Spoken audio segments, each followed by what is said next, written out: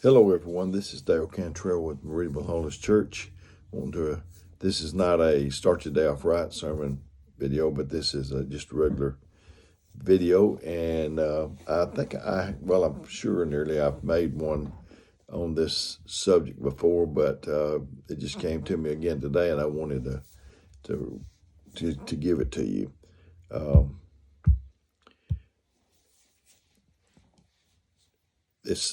This is John 5, 1 through 9 in the King James Version of the Bible, and it says, "After this there was a feast of the Jews, and Jesus went up to Jerusalem. Now there is at Jerusalem by the sheep market a pool, which is called the Hebrew tongue Bethesda, having 5 porches. In these lay a great multitude of impotent folk, of blind, halt, withered, waiting for the moving of the water. For an angel went down at a certain season into the pool and troubled the water. And whosoever then first after the troubling of the water stepped in was made whole of whatsoever disease he had. And a certain man was there which had an infirmity 38 years. When Jesus saw him lie, and knew that he had been now a long time in that case, he said unto him, Wilt thou be made whole? The impotent man answered, Sir, I have no man when the water is troubled to put me in the pool, but while I am coming, another steppeth down before me. Jesus said unto him, Rise and take up thy bed and walk. And immediately the man was made whole and took up his bed and walked. And the same day was the Sabbath." The angel came down every year and went down a certain season into the pool. So the man, if he had been there every year for 38 years, he say like on year 37, he knew that the angel was coming back and troubling the water the next year, so he should have been ready. He shouldn't have waited till the last minute to prepare to get down there. And but wilt thou be made whole? That's my subject today. Would you really want to be made whole? As people say, I know Brother Harold Simmons told Brother Charlie Brown, said, I want to work for the Lord. And Brother Charlie says, do you really? And he said, oh, yeah. And I sure do. And then Brother Charlie said, do you really? So do you really want to be made whole? Do you enjoy that attention people give you? When I know I've been sick a pretty good bit in the last 3 years, and cancer and heart and this, that, and other. So, but we don't need to get where we enjoy that. Some people, they don't want to be made whole, don't seem like, because then they couldn't tell you their little story. They go around doing that all day long. Acts 3, 1 through 11 says, Now Peter and John went up together into the temple at the hour of prayer, being the 9th hour, and a certain man, lame from his mother's womb, was carried, whom they laid daily at the gate of the temple, which is called Beautiful, to ask alms of them that entered into the temple, who seeing Peter and John about to go into the temple, asked an alms. Every day, that was the way he made his money. He had and Peter fastened his eyes on him with John, said, Look on us. And he gave heed unto them, expecting to receive something of them. And then Peter said, Silver and gold have I none, but such as I have give I thee. In the name of Jesus of Nazareth, rise up and walk. And he took him by the right hand and lifted him up, and immediately his feet and ankle bones received strength.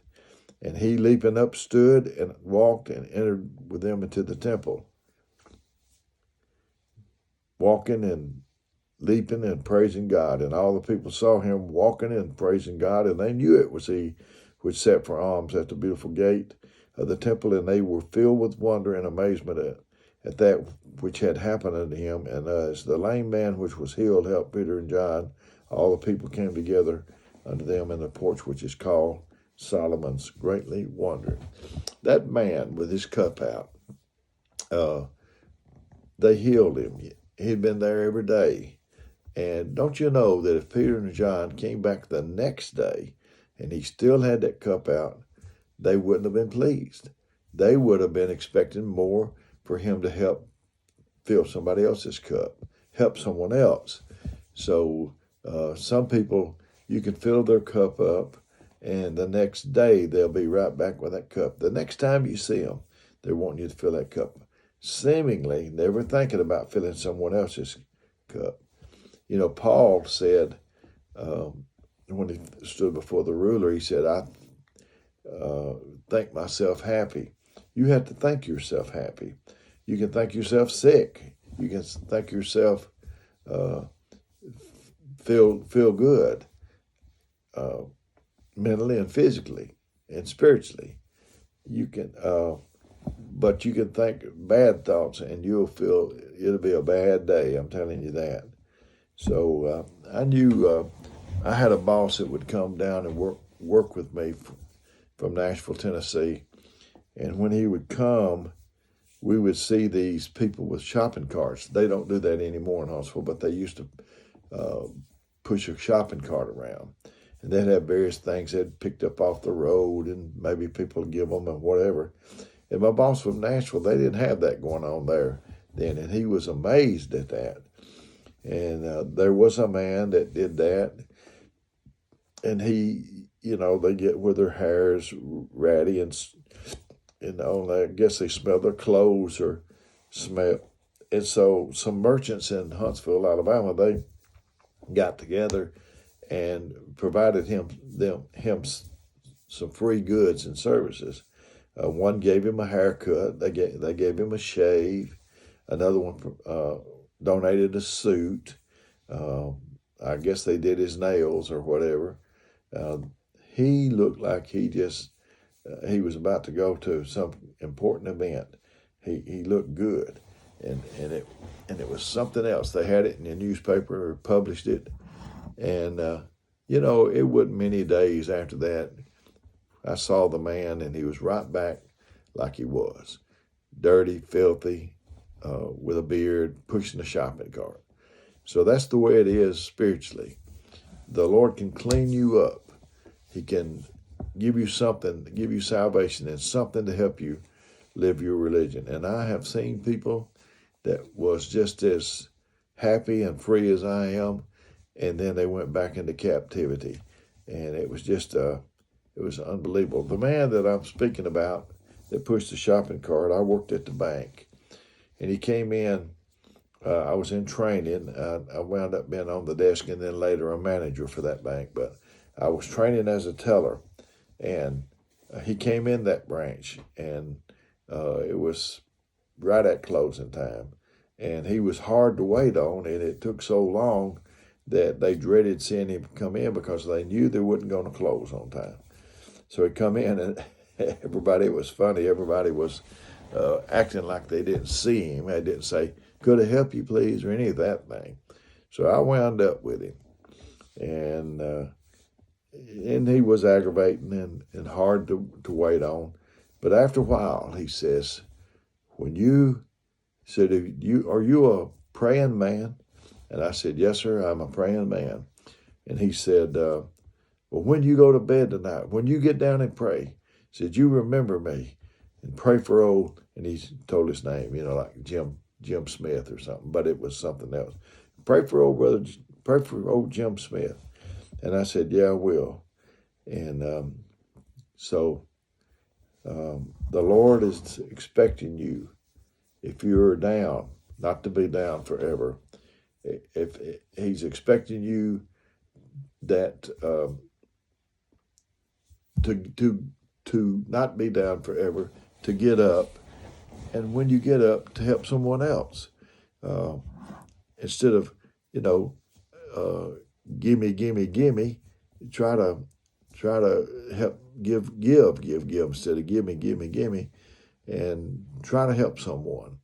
When you get up on your feet, help all you can, because Jesus said that the poor you'll have with you always. And I believe these type of people will be with us always, the pushing the shop, pushing the cart type people, people that's down all the time, needing help all the time, moan and groan. I heard a story I've told different times, but a man, he went by this house and there was this dog howling and moaning and groaning. And he stopped and he said, there's some men on the porch, and he said, what's wrong with that dog that he just keeps howling and moaning and groaning? And they said, well, he's laying on a nail. And they said, well, why don't he get off that nail? And the man said, well, it's not hurting him bad enough.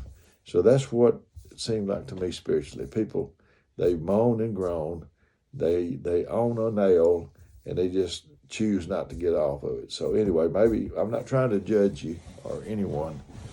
I try to live up to this measurement myself. I'd rather give than receive. You know, the Bible said more blessed to give than to receive, not just monetary things, but also other things. So this is Dale Cantrell saying I didn't do this to replace your minister or you getting a church, only to supplement you if you need it. And because some people may be in the nursing home and a rehab, sick at home and can't get to church. So if you need me until we do this the next time, my number is 256-508-4410, and may God richly bless you.